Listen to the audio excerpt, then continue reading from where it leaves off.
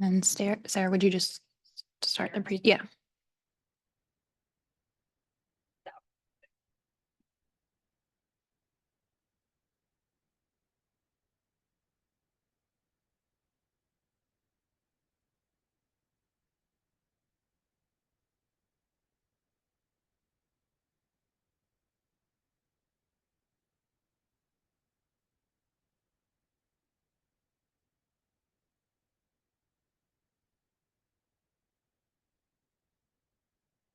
You're gonna start it from the beginning.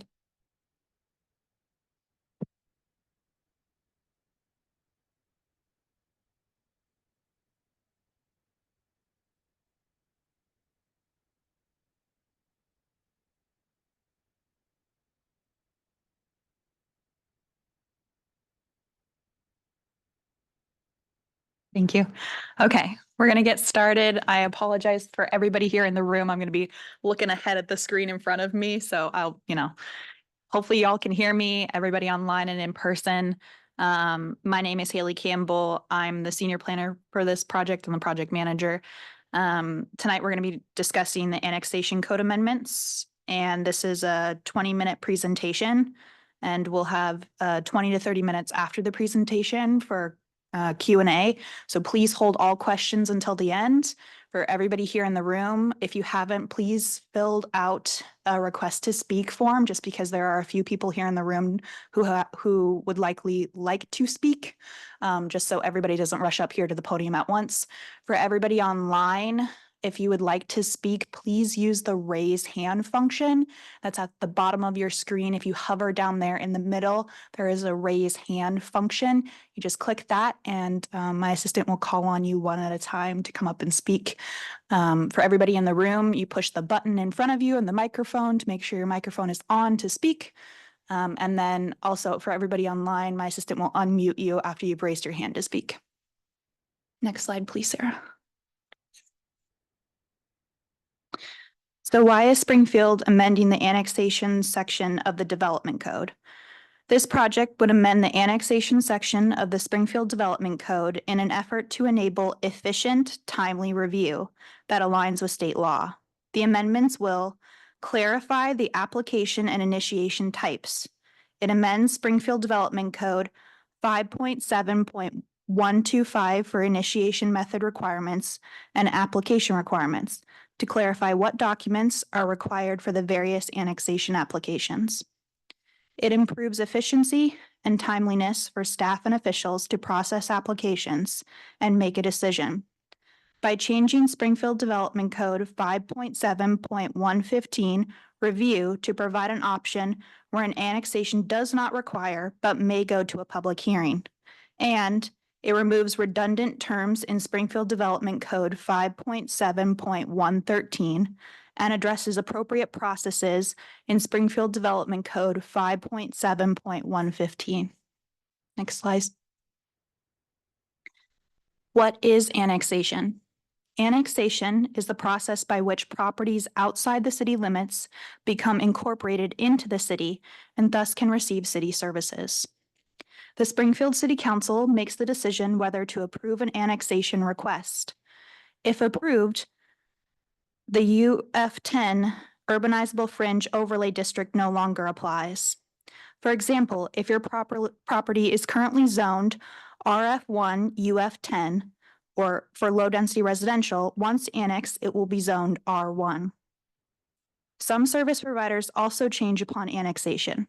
For example, if the annexation area is within a water supply district or rural fire district, the city will process a request to withdraw the annexing territory from the water district or fire district. If the property is not already within Willamette Lane Park and Recreation District service boundary, it will be annexed into the district at the same time the property is annexed into the city. Next slide, please. What is the history of annexation in Springfield?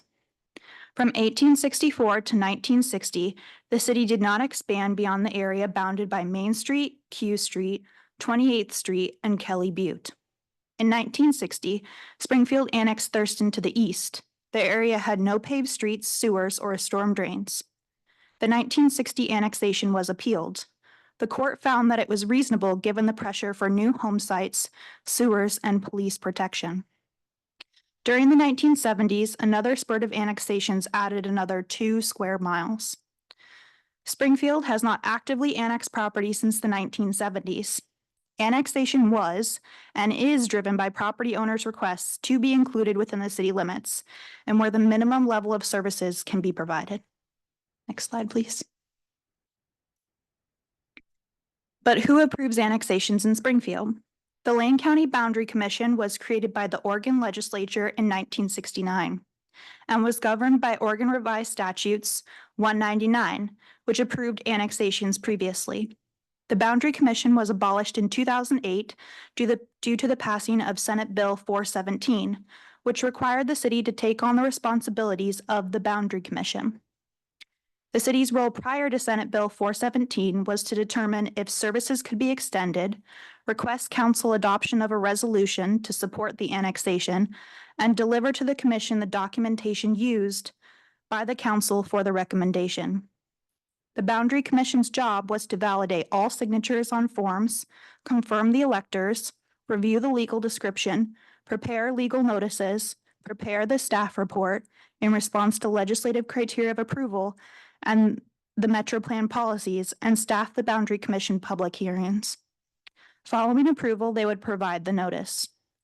And after the Boundary Commission was abolished, the responsibility fell to the city and the criteria and process for annexations changed. Slide.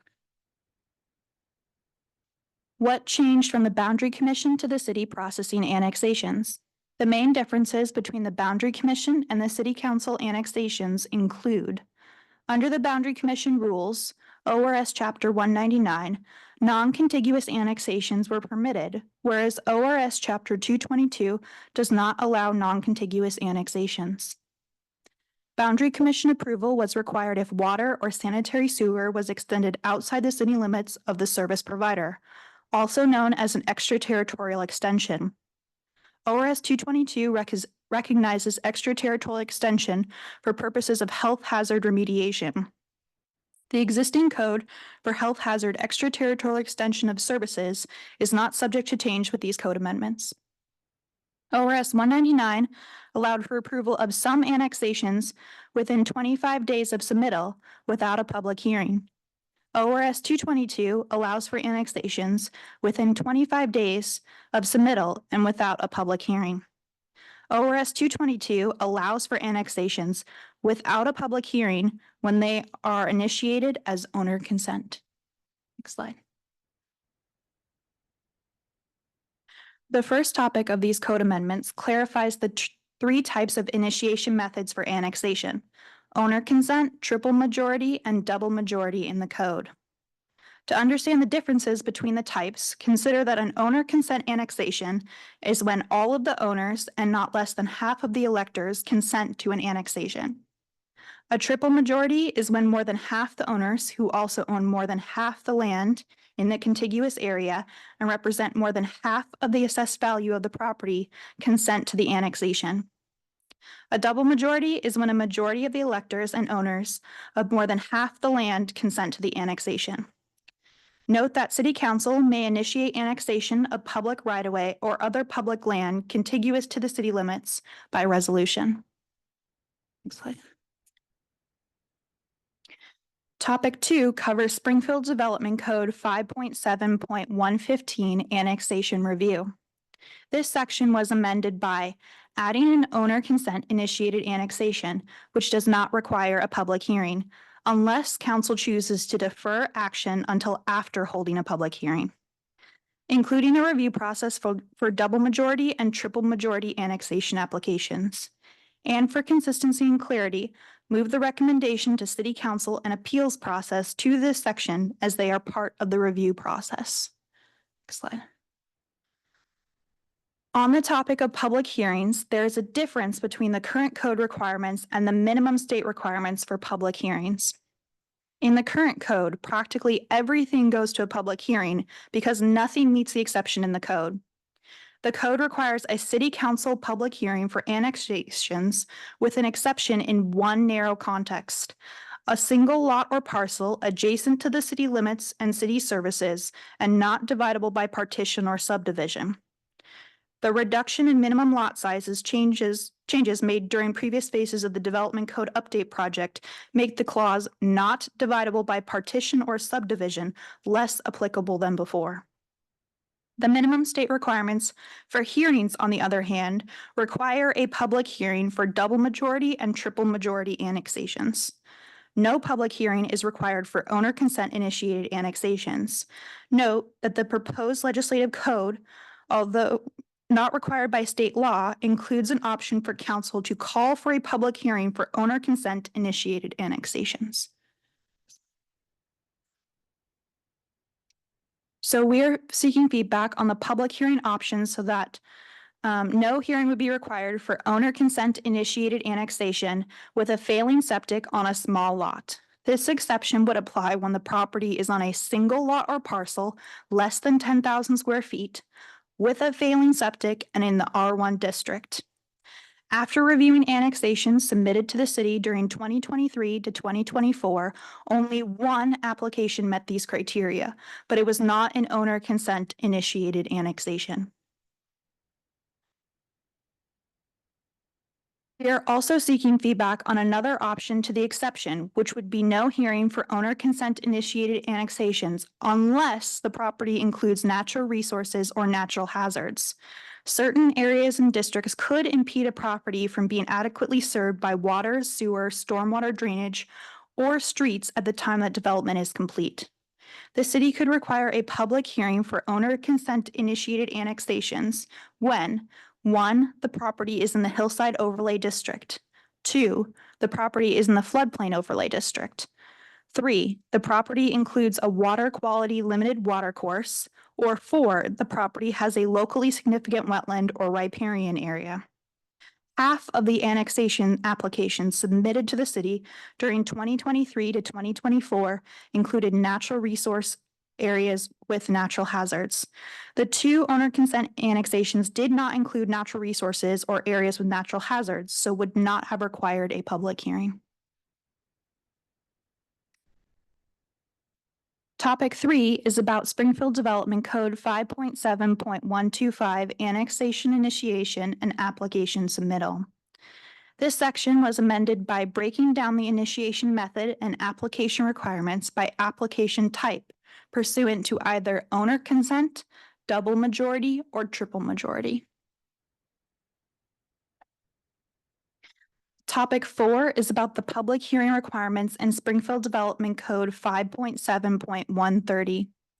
Under the current code, notice of a public hearing is mailed at least 14 days prior to the public hearing to the applicant, property owner, and electors of the property, owners and occupants within 300 feet of the perimeter of the affected territory, any recognized neighborhood group or community organization, any affected special district or utility provider, and the Lane County Land Management Division, Lane County Elections, and the Lane County Board of Commissioners.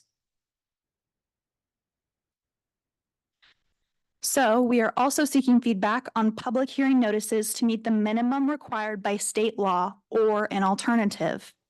The first option is provided in the legislative code amendments and complies with the minimum requirement in state law.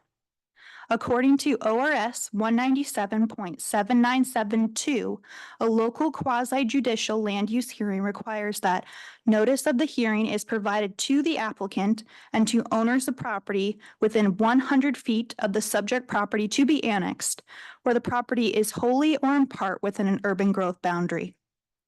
This option reduces overhead costs to applicants and the city by amending the notice requirements to include only owners of property located within 100 feet of the perimeter of a property to be annexed. The second option keeps the notice requirements as they are written in the existing code under Springfield Development Code 5.7.130. That notice of a public hearing is mailed to owners and occupants of properties located within 300 feet of the affected territory. The third option could amend who, owners and occupants, or just owners, and from what distance, a minimum of 100 feet to 300 or more feet, notice is given.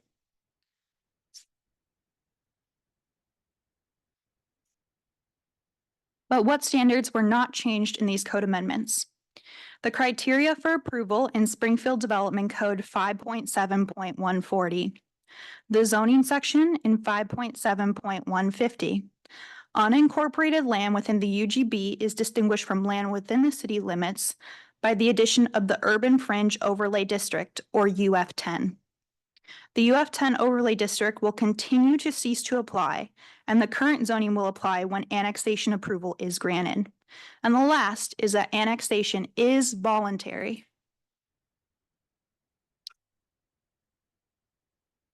So what are some examples of the different types of annexation applications? The first on your screen is a double majority annexation on High Banks Road. It's 25 acres of property abutting an industrial use. The site is a former gravel quarry that is being actively reclaimed under a permit from the state. The request to annex was to facilitate future development of the site, like outdoor storage. The application was a double majority, as a majority of the electors and more than half the owners in the area consented to the annexation. The second example is a council resolution annexation on Linda Lane, where 35 acres of R1 UF10 district property and portions of public right-of-way for Linda Lane were annexed. The property is owned by the city, and Lane County was a co-applicant for county-owned right-of-way. Annexation was a benefit as it clarified jurisdictional range of the various roads bisecting the property and allows for the creation of a wetland conservation bank for mitigating wetland impacts from the extension of the Jasper Trunk sewer line.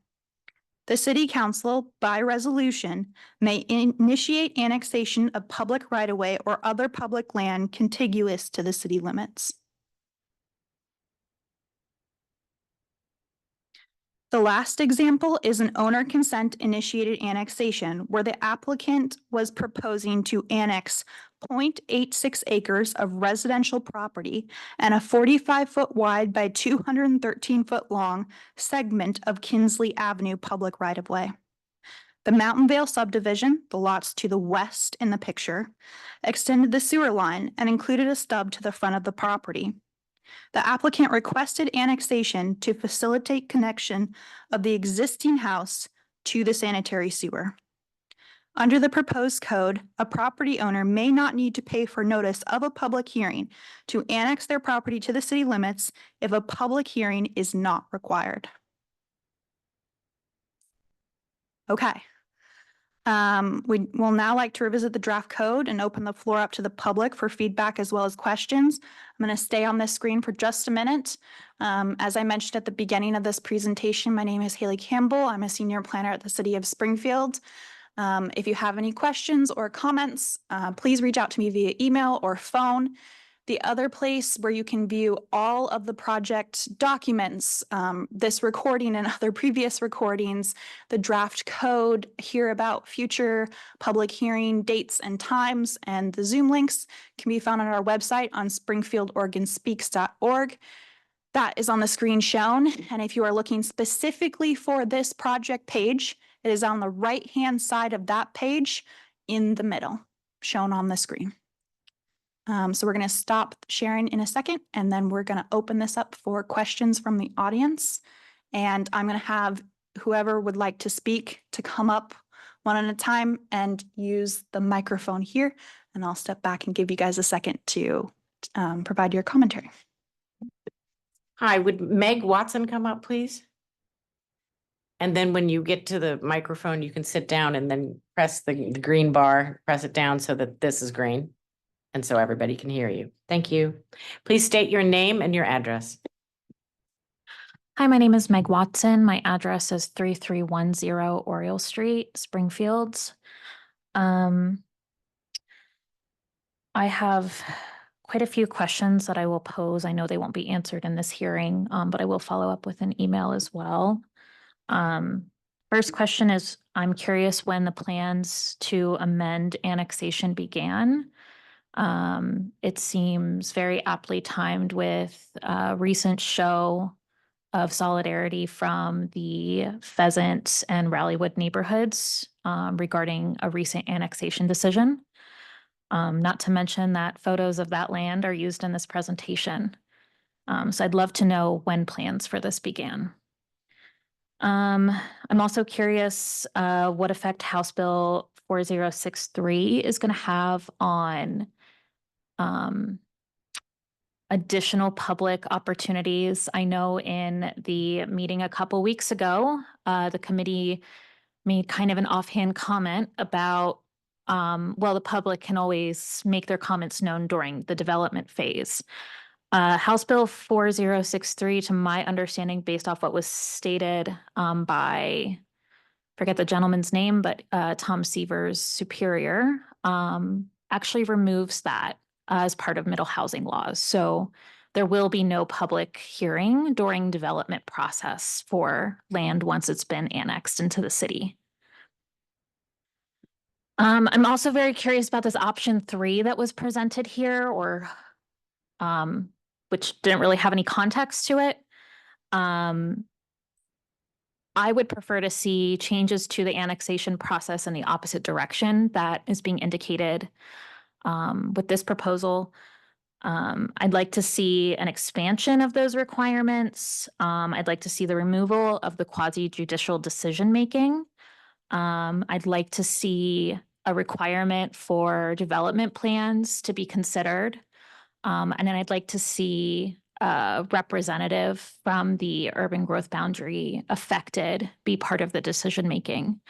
It was very unfair to come to annexation meetings as an urban growth boundary resident and have that decision made for us by a group of people we couldn't vote for.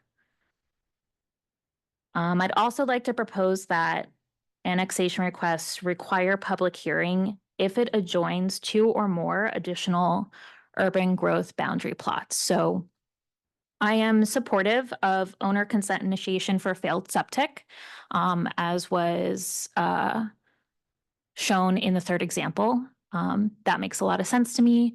But I still think that that individual I counted, I believe there were 7 lots adjoining them. If those are all urban growth boundary, I still think that should be held to a public comment session. I also think the 300-foot notice should be kept in place. And in regards to how cost effective it is, I would argue that the city can find more cost effective ways to communicate decision making instead of sending very heavy and unnecessary mail to all of the attendees. I received a large 8x11 envelope with about 10 pages of paperwork in it that all documented things I heard in the public meetings I attended about my neighborhood's annexation. I would have been happy to opt into an electronic form of that, which would have been significantly cheaper for the city. So if that's what it's going to take to keep the 300-foot owner notice, I'm fine with that. And I imagine most people are as well. And that is all the comments and questions I have for tonight. Thank you for your time.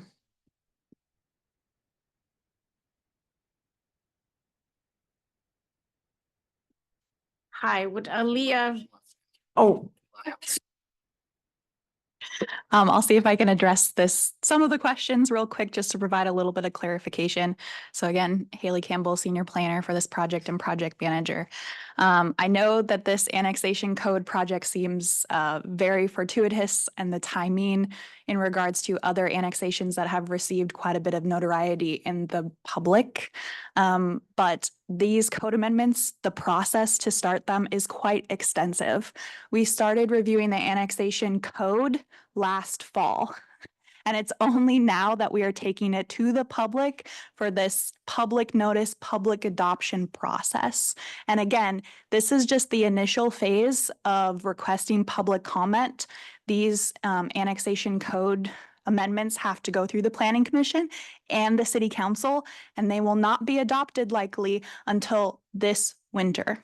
So we're looking at over a 6-month process, likely closer to a year worth of process for this. The next question was kind of about the approval process for annexations, and kind of the criteria of approval. So one, thing I'd like to mention is that the criteria of approval for annexations is based off of our Springfield Comprehensive Plan and previously off of our Metro Plan.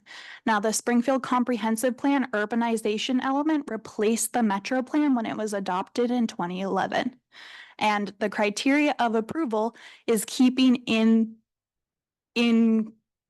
the theme of those policies. So a really good example, and this is from our urbanization element of the Springfield Comprehensive Plan, Policy 30, says unincorporated land within the Springfield UGB may be developed with permitted uses at a maximum density only upon annexation to the city when it is found that key urban facilities and services can be provided to the area to be annexed in an orderly and efficient manner. Now, that policy is in keeping with the criteria of approval for annexations. As I mentioned in the presentation, the goal of this project is not to open up the approval process because that would be changing the policies in our comprehensive plan, which have been co-adopted by Lane County and the Department of Land Conservation and Development. That would take a lot longer of a process to go through that approval. And it wouldn't just be approved by the Springfield City Council. It would be approved by Lane County, and it'd have to be in keeping also with the state laws. So that's kind of a lowdown on the criteria of approval for annexations.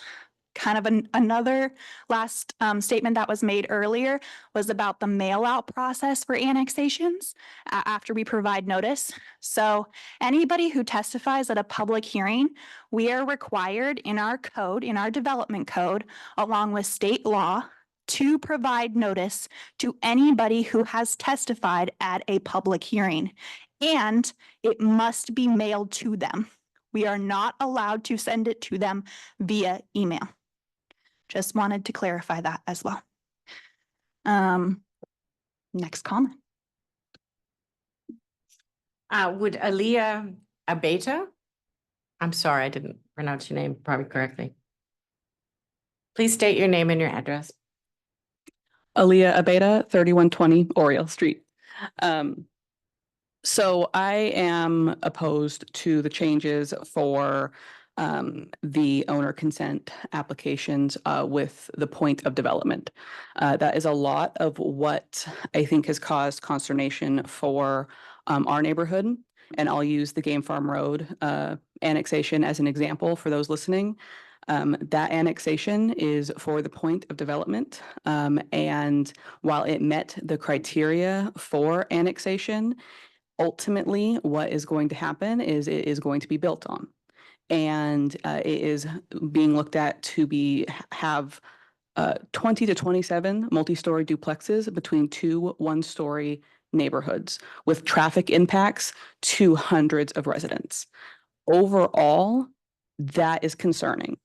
We were told, I believe it was by Mark Rust, that the middle housing rules have changed. And because they have changed, we do not get a say in any of the development process.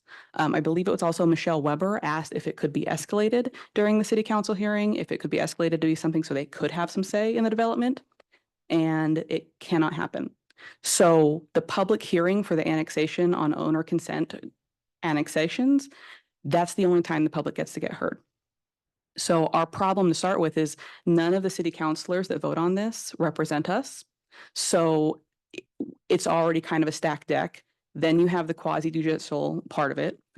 Christina Kratz, I think, the city attorney did say at the June 17th meeting to the city council that if they wanted to readdress the annexation criteria for what should be in it, what should be considered in it, that can be done. So while I understand, what Haley just said about it being kind of an uphill battle, I am for a reassessment of the annexation criteria to include public input, public opposition for or against it, especially when it's for development. The Game Farm Road annexation, we did have things to say, while ultimately the things that pertain to the annexation itself were overcome in the process, and I understand that. The city attorney did say that we did say things that did pertain to the annexation itself. So it's not that everything that we came up and said was, about the not in my backyard type thing. That's not necessarily what it was. We had things to say that were relevant to the code, and taking that away and taking the notification away from 300 feet, or any notification at all means not a single person in our neighborhood would have known that that property was being annexed, and it was being annexed for the point of development, and what was going on. So that just seems inappropriate, especially giving the middle housing requirement now that we don't get to speak on the development and say anything opposing it. So I actually think that while this would match the state rules around this, Springfield has moved against the state several times. I think the last time was Springfield was part of a suit about parking, the state requirements for parking. I don't think we necessarily need to go with the state requirements. There are things about Springfield that make Springfield Springfield. Just because the state wants to turn everything into Portland doesn't mean we need to.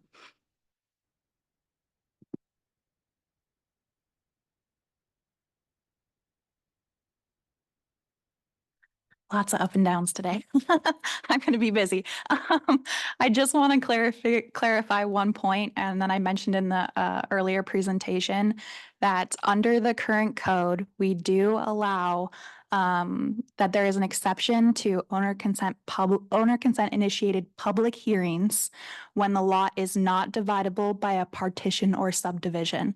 And that code existed before the middle housing code was created. The development code, especially for annexations, was created in 2007, when I mentioned earlier in the presentation that the Boundary Commission was expired, done away with. And that meant that the annexation approval, all of these application forms, the public hearing was the responsibility of the city of Springfield. So had middle housing not come forward, we still would have these requirements, and we still do have these requirements in the existing code. The only reason that I guess you could say the main reason we're kind of trying to take forward these annexation code amendments is because that criteria no longer applies. We went from a minimum 5,000 square foot lot requirement in the city limits for most single family dwellings, low density residential areas, down to a 3,000 square foot lot. So there's quite a bit of difference. And now we have other requirements also under middle housing for middle housing land division process. So we're trying to, again, create an option that aligns more with the code and the existing options that we have in the community versus what we used to have. Andy, do you want to add anything? Andy Limbert is here. He's our senior planner and has processed quite a few annexations in Springfield. Okay, thank you, Andy.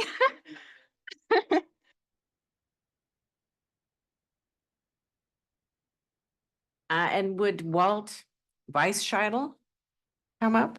I hope I was close in your name. Close enough. Okay, thank you. Please state your name and your address.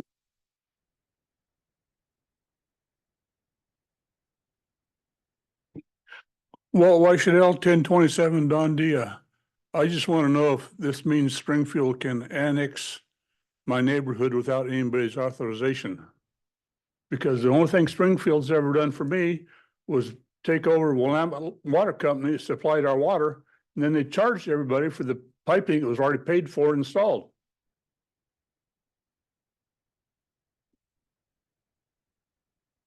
Yeah, they still bent us over. Say Haley said since the 1970s, so it's owner initiated and request annexations. So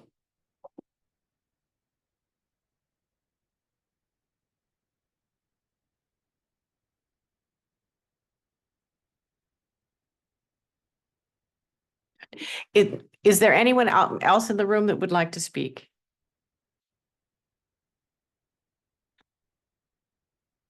Anybody else online? And nobody, there are no hands raised online. Okay. So I'll just wait a minute in case you guys have any additional questions or you want me to pull up the slides again. Obviously, this workshop is to get your feedback. We are looking for your feedback. We are looking for your questions. We are looking for your concerns. We want to take any feedback that is received to the Planning Commission public hearing that is scheduled for August 6th. And any comments that are received in written format, I will be taking it, including it in the public record and presenting it to them. Like I mentioned in the presentation, there are a few options for allowing or not requiring a public hearing for owner consent initiated annexations. And I also want to preference, because Christina Kras, the city attorney, is not here tonight, that owner consent initiated annexations, while it is allowed by state law, that we do not have to have a public hearing. It is not a requirement that we included in our code. So these are just to allow the options for the public, for our staff, to save on time for the public. If you have a property and you don't want to have a public hearing, maybe you're a single family lot, you have an existing house, you have an existing septic tank, you're on a lot less than 10,000 square feet, and you don't want to have a public hearing for your property, and you have no intention perhaps of developing your property with anything else. We are proposing an option where you do not have to have a public hearing in that instance. Like I mentioned in the presentation, we're also providing another option, two other options, where even if it is an owner consent initiated annexation, it would still go to a public hearing. That's if city council elects to hold a public hearing. And that's what's in the proposed code draft that you can find on Springfield Oregon Speaks. So that it just essentially says, if we give them an annexation application, they review the materials and they say, hey, we want to hold a public hearing, or they receive a lot of testimony from the public, they can choose to hold that public hearing, even for an owner consent initiated annexation, which does not require a public hearing. The other option for an owner consent initiated annexation that would still require a public hearing, again, this is an option, not a requirement, something that we are presenting to you, the public, the planning commission, and hopefully the city council, if the planning commission decides to go with this option, is that if your property or a developing property has a Goal 5 resource or Goal 7 resource, so that could be it's in a hilly area, it's in a floodplain area, it's got a wetland, a water quality limited resource, or a riparian area, it still would require a public hearing. And that's because sometimes if you have something like that on your property, it can cause issues with trying to get city services to that property. And as I mentioned in the presentation, over half of the properties that have applied for annexation within the last year and a half have met that criteria. So not hearing any other questions or anybody. Okay. Okay. We do have a question here from the public. 1 second.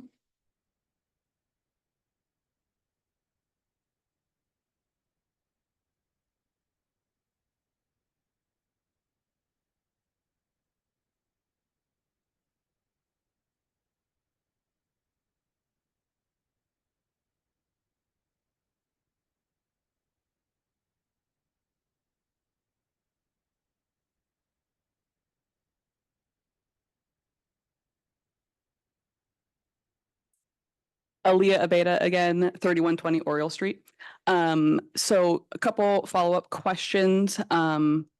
So my first question is, because the barometer for our neighborhood is the Game Farm Road annexation. So I think just for clarity, understanding that was an owner consent annexation, would that require a public hearing or not? Just understanding that. I think I just heard Haley say that if the city council has if they hear public feedback or testimony that, hey, we do want to take this to a public hearing. I don't know how anyone would do that if we're not notified, because it's an owner consent annexation. How would the public know about it to say anything to the public or to the city council to ask them for a public hearing? I think that might be a little circular if I'm not understanding, because we wouldn't know how to do that. And then what is the deadline for public comment for the official public hearing?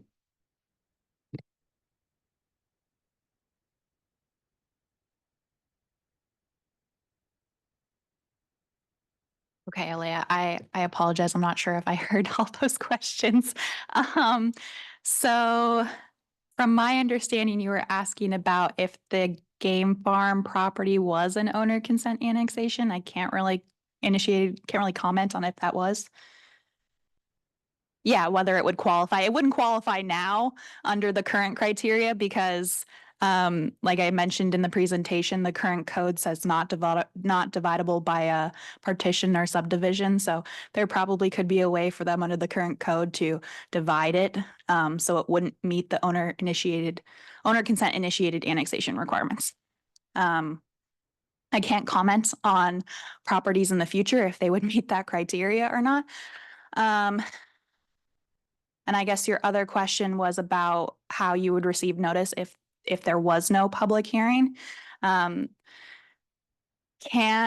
I, if there is no public hearing requirements, we don't send out those notice requirements about it. That's just something, that's something we have in the existing code, something that we're allowing options for moving forward. And then the opportunity to comment for this. So as I mentioned earlier, we are going to a public hearing on August 6th. That's with the Planning Commission. That will be an opportunity for you to provide oral public comment to the Planning Commission, who will be sitting in front of me. And you can provide me written comment via email. You can also provide them an email written comment. Please CC me when you do so that I may include it in the public record if that is your request. After that, again, we don't know if the Planning Commission is going to issue a decision that night or not. Well, if not, we may hold another public hearing in September for them to issue a recommendation. After that, it will go to the City Council. A tentative City Council date is scheduled for October 7th. And then after that, it's kind of whatever the City Council decides.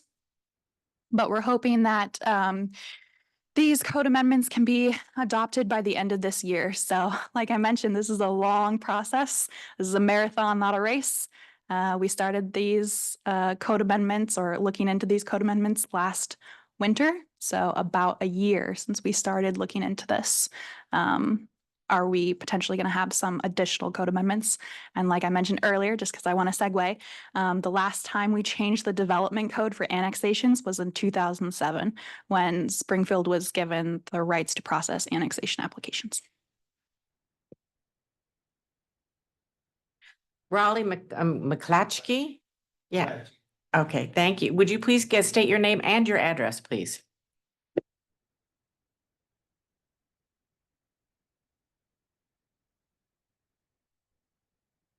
I'm Raleigh McClatchy and I'm out on 47th Street. And I got 200 feet of frontage. The sewer line is there. And they said to develop my property, I had to put another street up alongside my property that's 320 feet. That doesn't do me any good at all. I have to put both sides of the street in. Years ago, we sold 15 feet off, so they got a 60-foot right of way there. Then you guys come out and said no streets can be offset. So when they built this subdivision across the street, they moved it over where it would come on my property, and there's a 60-foot easement up there that the guys would be able to develop.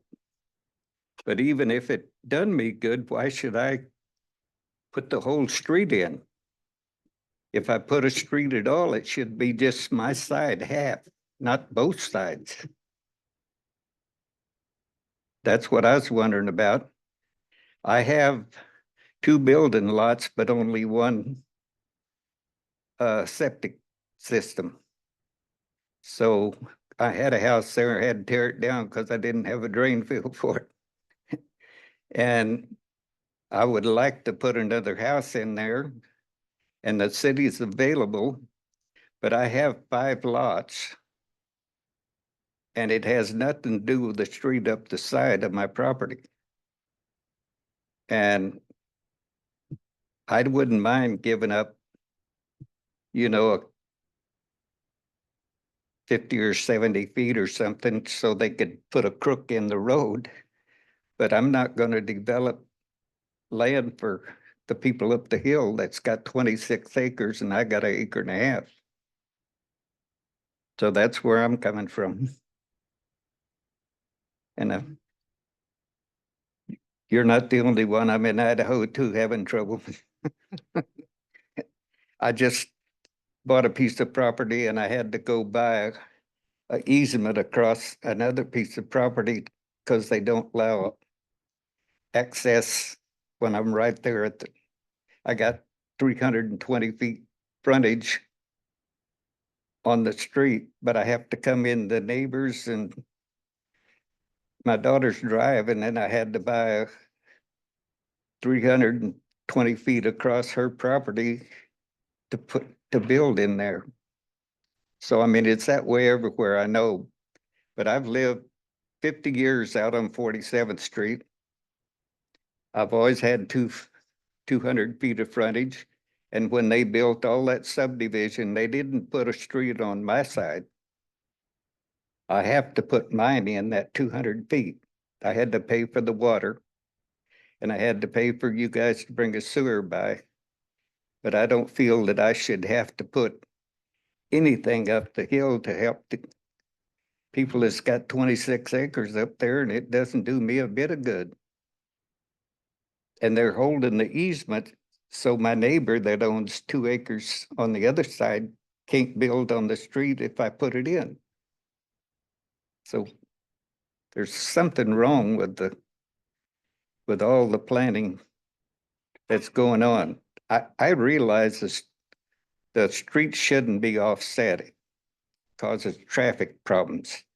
But they knew that when they put the subdivision in, and they intentionally put a crook in the street to bring it over so it comes up through my property. I mean, it came straight across and then they put a curve in it to move it over to come up to my property.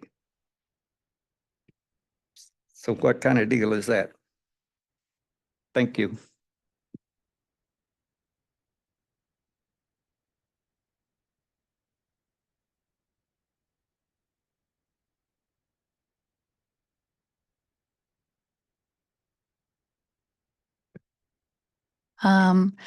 Just want to talk about the process for annexation. So if you do want to annex and you are curious about the application fees, the application itself, what the process is for submitting the application, having it reviewed by staff, going to a public hearing, if a public hearing is required, we can answer all of that at our Public Works Department that is open Tuesday through Friday. 8 a.m. to noon. We are closed from lunch from noon to 1 and then from 1 to 4. And Andy Limbard, who's here with me tonight, though he's not on the screen, he's one of our senior planners and he's excellent in answering these questions and has taken quite a few annexation applications through the adoption process. So he'd be happy to answer any of those questions. I can't really comment this evening about individual property owners' process for annexations. I can mention, and we've had some other questions from another workshop about what is the average cost to annex. This is just like, let's just imagine like you're a single family lot in the urbanizable area and you are curious what that would cost to annex. Maybe you've got an existing septic tank on your property. After consulting with staff, the average cost is about $16,000. And I don't, you can find more information on our website, and that's on springfield.or.gov. Which will have our fee schedule with more information about these fees broken down. Anything you want to add, Andy? Oh, okay. All right. Any other questions from the audience online? There are no hands raised online and I don't see anybody in the room that is, oh, wait a minute. Just a clarification question. Yeah. You need me to come up? Yeah. I'm just going to hang tight 1 second. Meg Watson, 3310 Oriole. My question is just again to clarify, leading up to the next meeting to discuss this proposal. community members can submit public comment until August 6th, or if they're sending it via mail or email, or does it need to be in the day before? I'm just trying to get that date as a deadline. Yes, so if it is being mailed in, like it might be a couple days before it gets to me. It has to go to my mailbox. I have to review it, open it up, scan it, respond to it, put it in our staff report. The staff report is required to be posted online the week before the public hearing. So I think that's like the July 29th. Around that time. So that would be an excellent time for you to get me in your public comments. If you do have them and you do want them included in the public record, you do want them included in the testimony that goes to the planning commission. And again, if you've got oral testimony, please show up to the public hearing on August 6th. That's where we can take your oral testimony and you can present it to the planning commission. Thank you. And you can present testimony to the city council later as well. So either or both. Yep. And I think just commenting on some of the suggestions I heard tonight, I guess contiguity, the number of lots that are approximate or bounding properties proposed for annexation is an interesting observation. There was one property that had 7 neighbors that were contiguous with it. I think you counted. So all of these suggestions and I guess suggested remedies or options are great ideas from folks that have, I guess, been affected by notification and, providing some options or some context for the decision makers as well. So thank you for those suggestions. Okay, we are coming up on about 7 o'clock, so I'm gonna have this meeting adjourned. I'm gonna, give you a segue again real quick.